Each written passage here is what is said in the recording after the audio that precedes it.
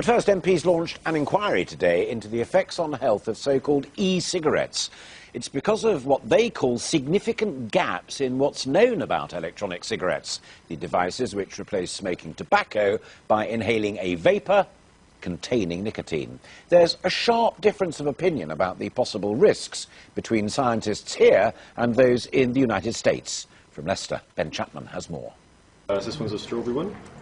For a decade, they've been a pleasant, cheap and effective way for as many as 3 million people to quit smoking. But MPs say the long-term effects of e-cigarettes remain unclear.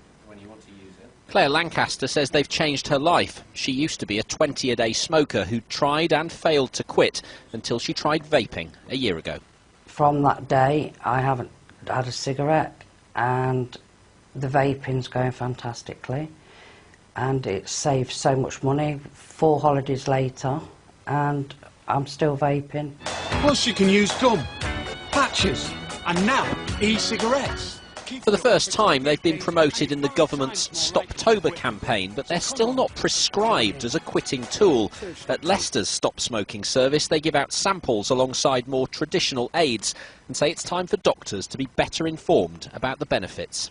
We have people using our service who have been given the wrong information by their doctor. For instance, somebody recently who was told by their doctor that vaping is as harmful as smoking. It's absolutely not true. But there is a concern that e-cigarettes are making the act of smoking acceptable again to young people. Mohammed and Umar have never smoked, but like to vape.